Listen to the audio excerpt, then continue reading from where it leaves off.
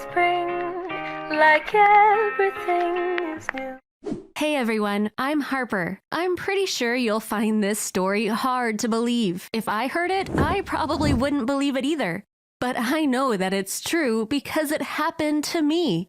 My mom had a difficult time when she was pregnant with me. She had to stay in bed for 7 months because of the risk of miscarriage. As a result, she refused to have another baby even though my dad wanted to. After I was born, they both used all their time and energy taking care of me.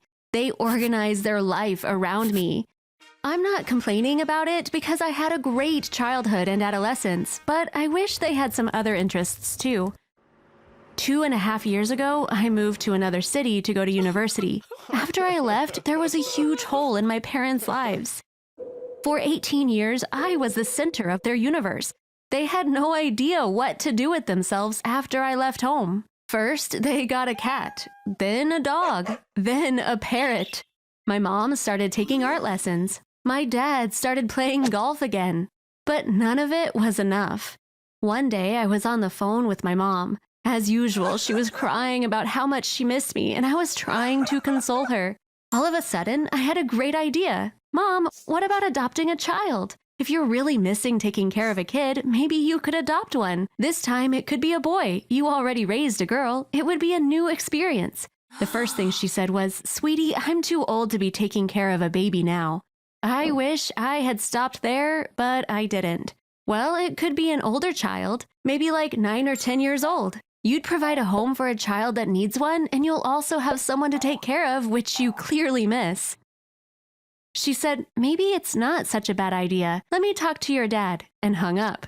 She called back half an hour later. She sounded very happy. "Your dad is very excited. We decided we're going to adopt a 10-year-old child, just like you said. We'll start looking into it tomorrow." I was so happy for her when I heard the news. I didn't know then that something terrible was going to happen to my family because of me.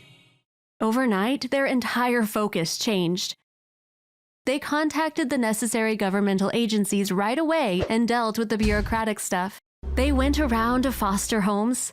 They talked with officials who deal with adoptions. Now, whenever my mom called me, this is all we talked about. Finally, they reached the most exciting part. They were going to start meeting children that fit their criteria and then choose one to adopt. One day, I was sitting on a bench on campus, relaxing in the sun. I got a text from my mom. I opened it and saw a photo of a cute but shy boy smiling at me. Below the photo, it said, "Hi, I'm your new brother, Beckett. Nice to meet you." I called her immediately. She was so happy. She said that when they first saw Beckett, they knew he was the one they were looking for. He was so mature for his age. They didn't want to miss their chance with such a great kid, so they started the adoption process right away. My dad was so cheerful now that he had a son. "He's a perfect fit for our family. We'll give him all our love," he said, and I teared up. I got so emotional because I'm very close to my parents, and I had missed seeing them so happy. I met Beckett via FaceTime. He really did seem like a good kid. I was going to visit them after I finished my exams. I wanted to bring a gift for Beckett. I asked him a bunch of questions to find out what he liked, but he wasn't very talkative. I felt like I was making him uncomfortable. Maybe he didn't like talking about himself. So I ended up just buying a game that I thought any kid would like. I met him a month later. But I was disappointed after spending some time with him. He was so arrogant, which is something I really hate. What my parents saw as mature behavior felt so irritating to me. I thought maybe he'll grow out of it to make myself feel better. Next morning, something weird happened. I was staying in the guest room because my parents had given my room to Beckett. This room had its own bathroom. I took a shower in the morning, then I was going to brush my teeth, but realized I left my toothbrush in my bag. I opened the bathroom door and I saw Beckett standing right there. Thankfully, I was wearing a bathrobe.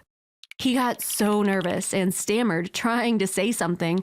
What was he doing in my room in front of my bathroom door? I was about to ask him, but he ran away before I could say anything. I didn't say anything to my parents because I didn't want to upset them, but I was suspicious. After breakfast, my mom and I were sitting in the garden. "Does Beckett have a family?" I asked. She lowered her voice. He doesn't have anyone. In fact, he was homeless. 2 months ago, the police found him and placed him in a foster home. The officials didn't know anything about his past. We didn't ask so as not to upset him. I was surprised. Mom, this doesn't make sense. What do you mean they don't know anything? What if he is a runaway and he's lying about not having parents? Meanwhile, my dad was planting new flowers in the garden and Beckett was helping him.